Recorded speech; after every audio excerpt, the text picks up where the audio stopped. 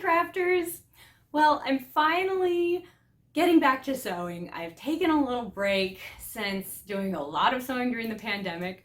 My sewing machine took a break as well. It went in for a little bit of maintenance. It's back now and I feel like I'm ready again to dive back in on some more projects. And I want to continue an inquiry or just kind of this pursuit of knowledge that I started during the pandemic. I was really becoming curious in vintage sewing, especially from times in the past that were hard for various reasons. I wanted to know how women sewed, got their craft fix, got their fashion fix in times of the past. So one of my first projects was a 1943 dress pattern, and that was really interesting because, you know, it's war times, and fabric and notions and things were rationed. So this dress was efficient in its design. It was still pretty cute though, but it was a very straightforward, we're going to use everything we've got, every bit of fabric possible kind of dress. So that was really cool. I also was wondering, what kind of loungewear did ladies wear back in the day? I found a pattern for 1920s loungewear. And of course, you know, loungewear is what we've been all about during the pandemic, so it was fun to try a vintage pattern. I've actually worn that dress a ton since, so I will link to that project and the 1943 dress down below because those are all on the blog. Those were really fun. And I've been wondering since then, and I haven't really explored yet, the 1930s. The Great Depression. How did ladies sew when times were that hard? So I wanted to check out a pattern from the time. I was able to download one from Etsy, and of course I will link to that seller below. And I chose a dress that I had seen a lot of pictures of and seemed to have a relatively straightforward style, and I wanted to dive in and try it. Of course, it is becoming Halloween and holiday season, so it seemed like a good time to try a dress that I could wear as almost a costume meets clothing mashup. Maybe a dress that would, you know, evoke a time period, but something I could still actually wear, so I can still kind of get my costume fix, even though Halloween and all the holidays and things are going to be so different this year. I don't know, that's one of my thoughts, one of my motivations. But I want to show you the dress pattern and the fabric I'm working on. I have already done kind of a test dress using this pattern just to test it out. The first time I do a pattern, it's just mayhem, guys. So I don't want to stress you out watching my first time process. This is now going to be about the second time I've tried it, but I have some things to fix. My mock-up dress didn't fit very well, and I think I know why. But we're gonna try to fix those goofs the second time and hopefully use fabric that's a little better for this pattern too. Well, anyway, let me show you the pattern and the fabric and I'll let you know what I think I'm gonna be fixing and what I'm hoping to do with this dress from the 1930s. Hopefully we'll make something wearable. I don't know. Put on your time traveler's hats, guys. We're gonna dive right in. See you in a second.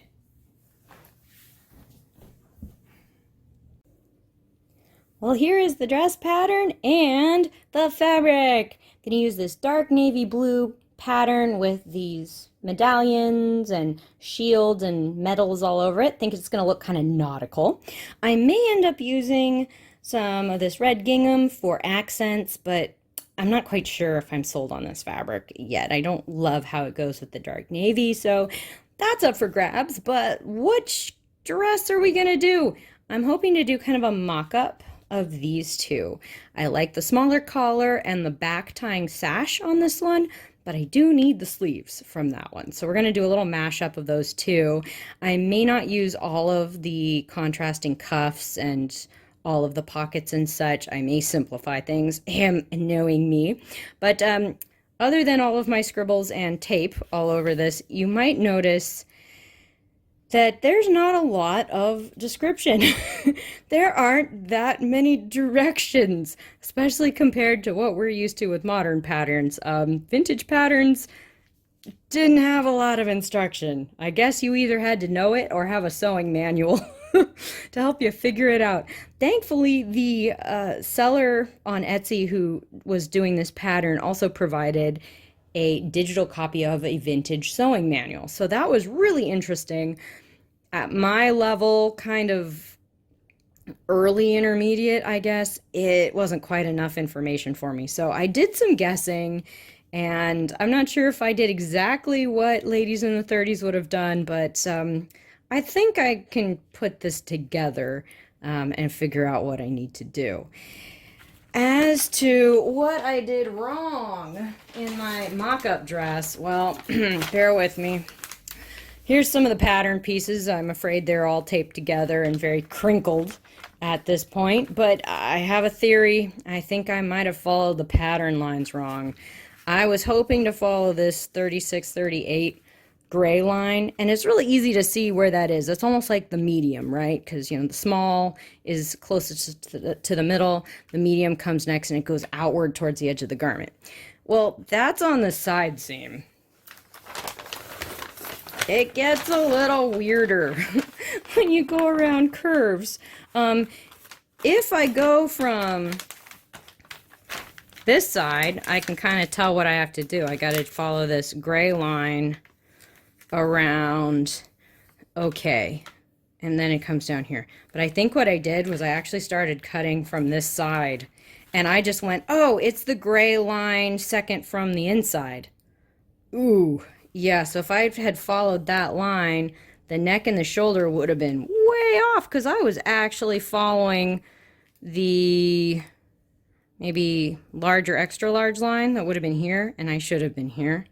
So I think I didn't follow that correctly. That might have been one of my goofs. So at least that's an easy fix.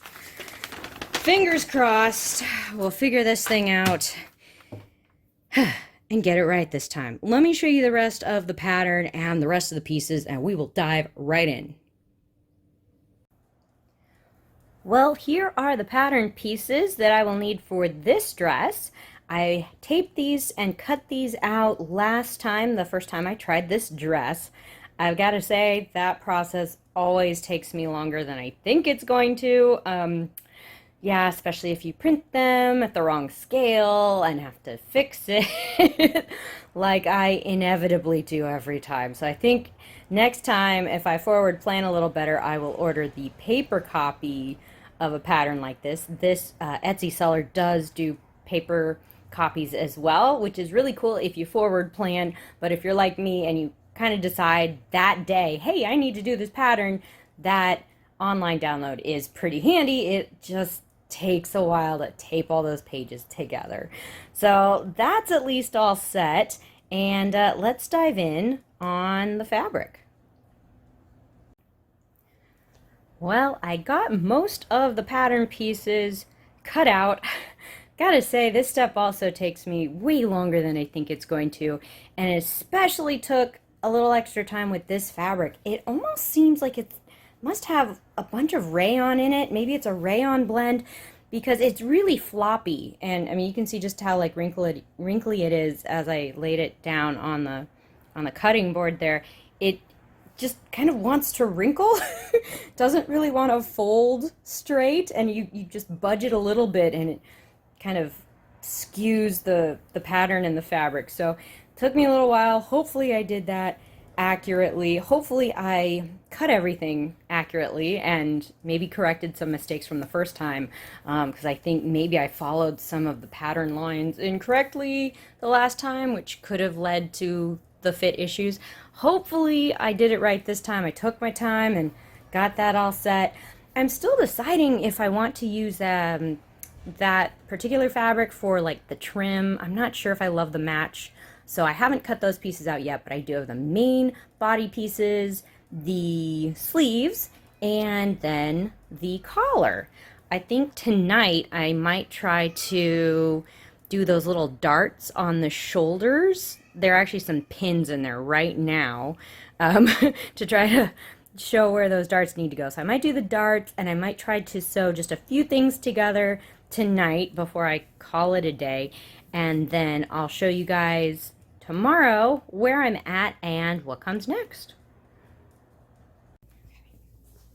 Good morning. Okay, so it's the next day.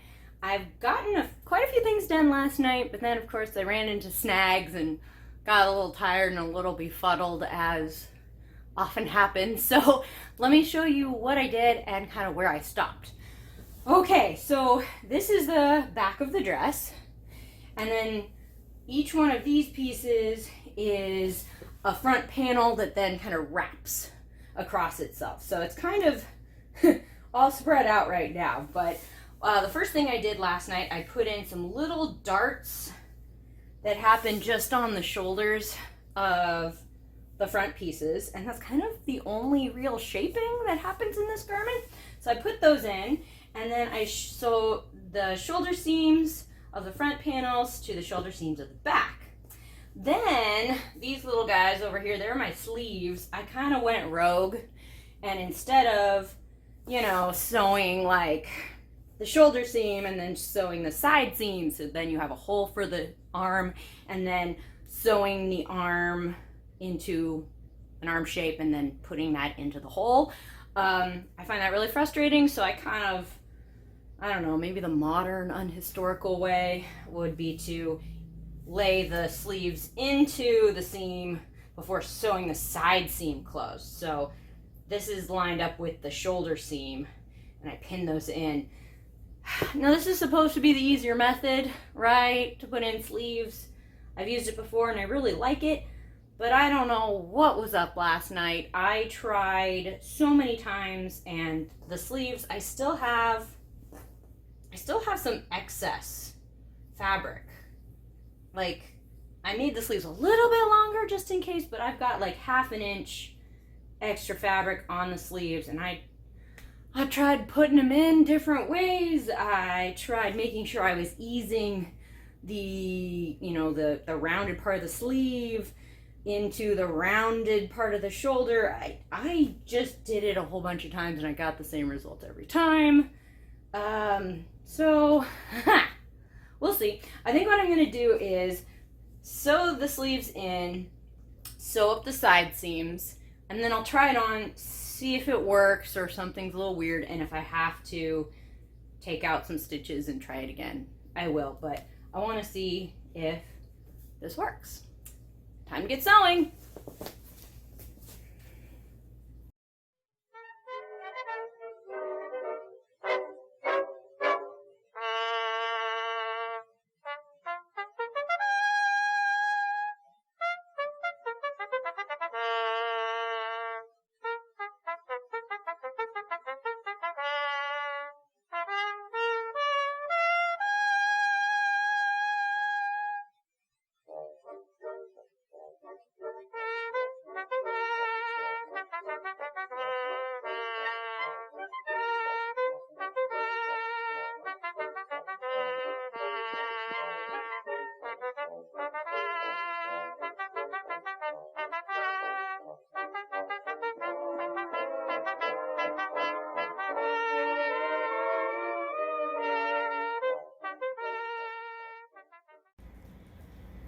Well, it's starting to look like a dress.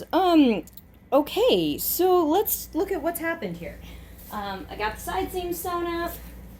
I closed the sleeves as well. So I tried it on, and these don't actually fit too badly. The sleeves are a little bit tighter or smaller than I usually like, and I realize with just about every pattern I make, whether historical or modern, I usually want the armhole to be a little bit bigger than the pattern suggests, just because it just bugs me when the underarm is too high. So I think what I'm going to do with these arms, I think I'm going to take out the sleeve and just cut the armhole just a little bit bigger, maybe like 1/2 inch lower, kind of ease it into the shape of the armhole on both the front and the back piece, and then I'll put the sleeve back in. I am making that hole a little bigger, but I do have extra fabric on the sleeves for unknown reasons. So I think this will end up matching that hole a little bit better anyway, and it should be a little bit more comfortable. So that's my first step. I want to redo those sleeves. I think it'll be worth it. Next, we've got these overlapping, or they will be overlapping, front panels of the dress. They kind of got this cool little extra flap going on here, and the directions tell you to fold over the front piece following that flap and then stitch that down.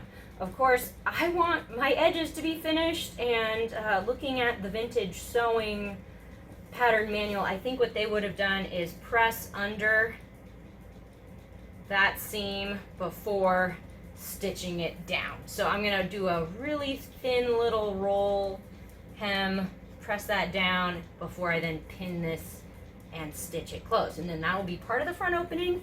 The rest is going to get finished when I add the collar. So first step up, sleeves. Next step up, the front. Okay, well, I got the sleeves back in. Of course, I had to rely on my handy dandy seam ripper. Seems like I use this way too often, but who's counting? Took out the sleeves, enlarged that underarm area just a little bit. Just kind of made the armhole a little bigger. And then I pinned the sleeves back in. I didn't have to undo the entire thing. I just pinned the bottom. It looks like the extra fabric of the sleeve is getting used up a little better. And let me sew that in. Hopefully that'll work.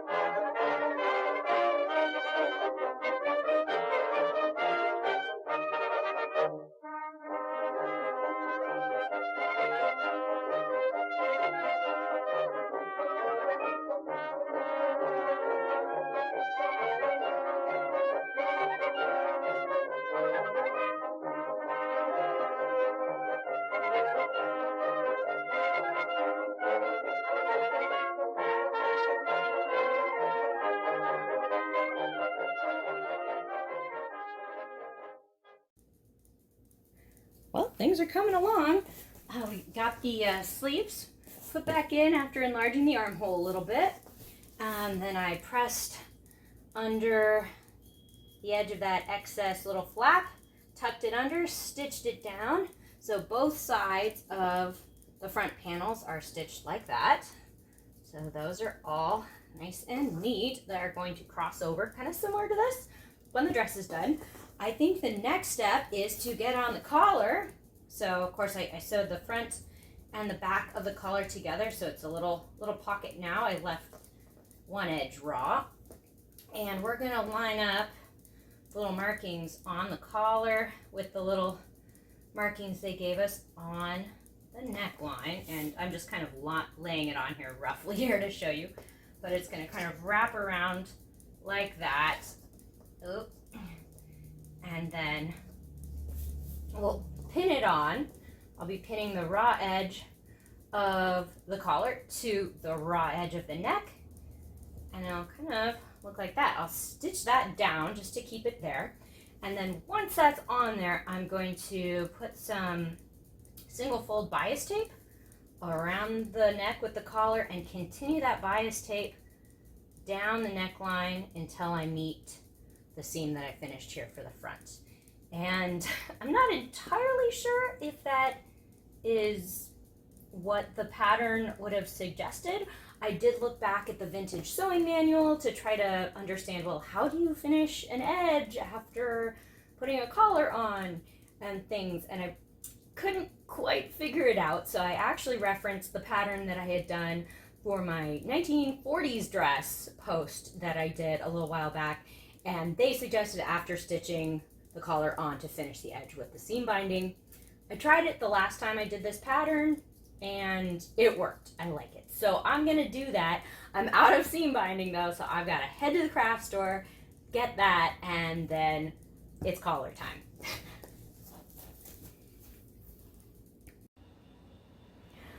Okay, well, I have stitched on the collar.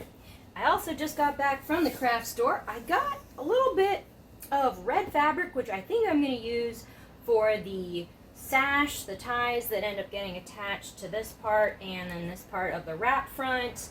That will end up wrapping around and tying in the back. I could use this fabric also for maybe some accents on the sleeves if I wanted to, on a pocket. I could even just use this for a pocket. We'll see. And you know, I was looking for single fold bias tape. I was gonna get navy blue, but bias tape seems to be a really popular item these days with people making masks and stuff, so I couldn't find single fold bias tape in navy blue at the store I went to. I did end up finding some double fold.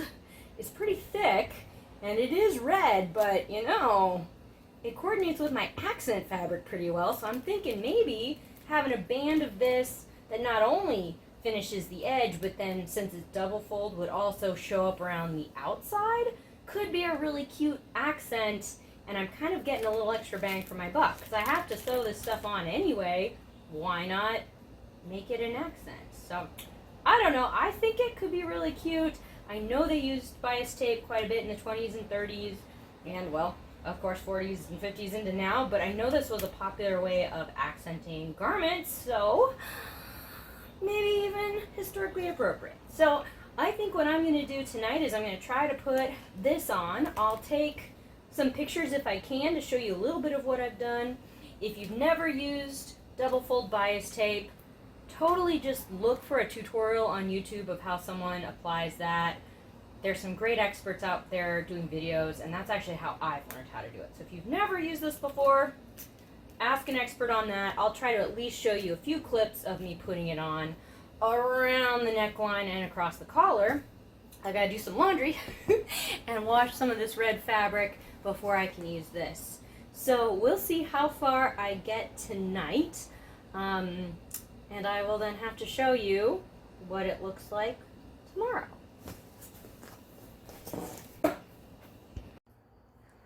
Okay, well, I've been getting the seam binding. Bias tape, sorry, bias tape. Must be getting late. Yeah, I've been getting the bias tape around the neckline. Let's take a closer peek at what's going on here. Okay, so this is you're looking at the outside of the neckline going up to the collar.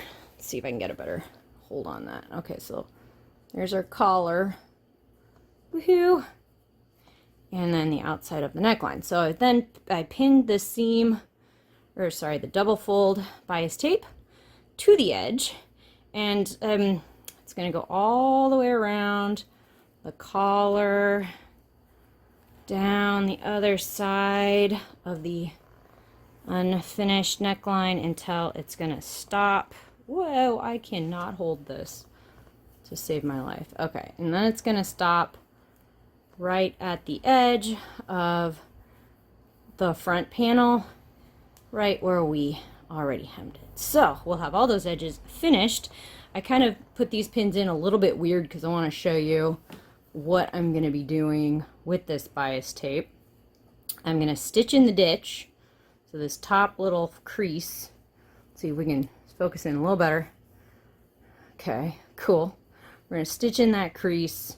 Once that's stitched, we'll be able to flip it over, and some of my pins are in the way, so it's hard to see. it's going to flip it over, and the raw edge is going to get sandwiched in between this folded edge of the double fold tape and there. And we should be able to stitch right along, kind of close to the edge on the front there, and catch both the back edge and the front edge. The edges will be nicely sandwiched in between the edges of our bias tape, and that's good. That's my really wibbly wobbly explanation there. Again, if you've never worked with bias tape, seriously, check out an expert tutorial. I'm going to get sewing on this, and I might even add some of this bias tape around the edge of the sleeves. Could be super cute, and maybe even on the edge of the pocket. We'll see how far I get tonight. Well, it is the next day, and I stayed up really late last night working away at the dress, but I did get the double fold bias tape all around the neck and the collar, got it on the sleeves. I really like the look, and I, weirdly enough, really like the process of putting bias tape onto things. I just find it kind of satisfying, and once you get a good result, it looks really nice. So I'm excited about that. I did have to cheat just a little bit. I kind of had to shrink the bias tape in to kind of taper the end a little bit. So it looks a little bit wonky on the other side, but otherwise it was kind of sticking out a bit from this edge. So I had to do that. The collar is also, when you put the garment on and you move around, the collar kind of stands up in a weird way in the back periodically. So I think I'll do a couple little tack stitches on the shoulders just to keep that there. I'm not sure if that's because the fabric is pretty floppy, or if maybe just adding this extra seam around the edge makes the collar not be able to move as much as it normally would. So want to do that. I did add a little buttonhole for the sash that'll be attached to this side to come out of. And then of course we'll have another sash on this side. So 2 sashes, which will then go around and be tied in the back. I also went through and just did some zigzag stitches along the raw hems on the inside of the dress. It's kind of my cheap serging without a serger. That's definitely not the historical way to finish seams, but just what I did. Of course, I hemmed the dress as well, so whew, we're almost there, guys. I also washed the red fabric, which is going to then be the sashes. So I need to iron that fabric, make the 2 sashes, and sew those on. Hopefully add a pocket, maybe in the front. We'll see. Hopefully I don't get too lazy because pockets are good. I should probably put that on there. But sash and pockets, and maybe a couple little tweaks here and there, and I think we're almost there. We've almost done it.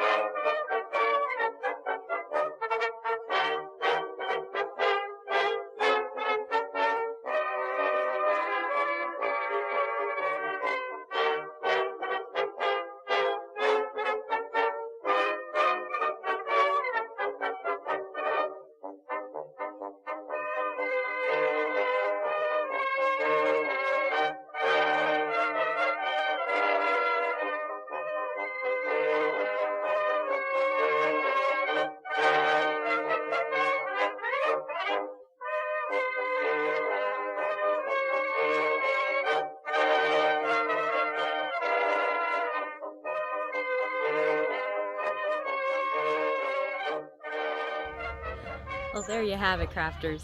Hope you guys enjoyed this project. I definitely learned a lot, but I feel like this was a pretty straightforward dress pattern. So I definitely want to tackle something like this again. I think there's a lot of possibilities with different trims you could use, different fabrics you could use. It's pretty comfortable. I do have to say that it is a little tricky to get the wrap front of the dress to fit just right, you know, if you're a curvy gal. So I had to wear a shirt under this to make it work, which, you know, that's fine with me. I know wrap fronts in the past have been hard for me to do. So yeah, that's just something to keep a note of. It's hard to wrap the front of the dress tight enough to get the neckline like it looks in the pictures while still giving you shoulder mobility. So, you know, curvy gals, that might be a tricky thing.